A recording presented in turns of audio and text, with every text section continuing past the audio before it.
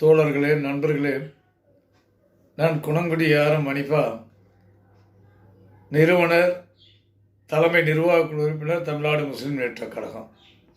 ஜிம்மா தொழுகைக்கு பிறகு வீட்டில் வந்து சாப்பிட்டுட்டு நான் பேசுகிறேன். என்னென்னா, ஒரு சிறிய ஒரு பதிவு தான். முதல்ல என்னுடைய உடல் ஆரோக்கியத்திற்காக அல்ல இடத்துல துவா செய்யுங்க. அடுத்ததாக இறைவன் கூறுகின்றான், நன்மையை ஏவி தீமையை தடுத்தல் அப்படின்னா நிறைய பணிகளுக்கு இது பொருந்தும். இப்போ தமிழ்நாடு உள்பட ஒரு நாட்டில் எங்கேயாவது நம்ம வாழக்கூடிய பகுதிகளில் அந்த மக்களுக்கு எதிராக எந்த வழியில் அநீதி இழைக்கப்பட்டாலும் அதை அந்த நாட்டுடைய சட்ட திட்டங்களுக்கு உட்பட்டு அதை தடுக்க முயற்சிக்கணும். ஐயா, இது செய்கிறது அநியாயம், இது தவறு, இது அல்லாட்ட நீ பதில் சொல்லணும், இந்த மாதிரி செய்யாதீங்கன்றதை எடுத்து சொல்லணும்.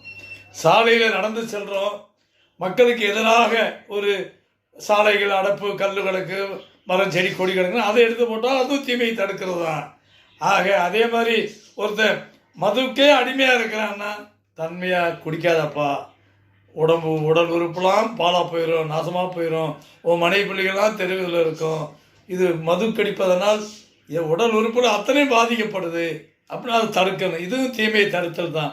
ஒருத்தன் திருடுறான்னு நமக்கு தெரியுது, திருடாத தப்பு அப்படின்னு சொல்லிவிட்டு ஒரு மனித இனத்துக்கு எதிராக ஒருத்தன் செயல்பட்டான்னா அது தப்புப்பா அப்படின்னு சொல்லி, இப்போ நம்ம இருக்கிறோம் எதிரில் பக்கத்தில் இருக்கிறான், அந்த பக்கத்து வீட்டுக்காரன் அடுத்த வீட்டுக்காரன் தொடர்ந்து வேணும்னே ஒரு வம்பு இருக்கிறான், பிரச்சனை பண்ணுறான்னா நம்ம தாராளமாக கண்ணியமாக கூப்பிட்டீங்க வாத்தா, அல்லாஹ் அந்த மாதிரிலாம் சொல்லியிருக்கிறான், நீ இப்போ அதிகாரம் திட்டிடலாம், நாளைக்கு மறுமையில் அவனுடைய மரணத்துக்கு பிறகு உன்னுடைய கையும் காலும் உனக்கு சாட்சி சொல்லப்பான்னு சொல்லி தடுக்க முயற்சி பண்ணு. கேட்குறதும் கேட்காது அல்லாவுடைய நாட்டம்.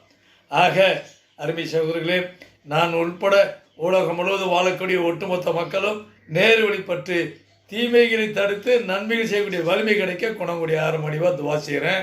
அது சொந்தம் அல்ல என்ன சொல்கிறான்னா, நன்மையின் பக்கம் அழைக்கக்கூடிய குழுவினர் உங்களுடைய அவசியம் இருந்திட வேண்டும், அவர்களும் நல்லவை புரியும்படி ஏவ வேண்டும், தீயவற்றிலிருந்து தடுத்த வண்ணம் இருக்க வேண்டும். எவர்கள் பணியை புரிகிறார்களோ உண்மையில் அவர்களே வெற்றியாளர் ஆவார். திருக்குரான் 3வது அத்தியாயம் 104வது வசனத்திலே பதிவு செய்யப்பட்டிருக்கிறது என்பதை தெரிவித்துக் கொண்டு, நாமும் நம்முடைய குடும்பத்தார்களும் உலக மக்கள் அனைவர்களும் நேரு வெளிப்பெற்று இறையச்சத்தோடு வாழ்ந்திட குணங்குடி ஆரம் மணிவா துவா செய்கிறேன். நீங்கள் துவா செய்யுங்க.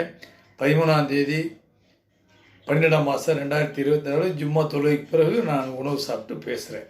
நன்றி.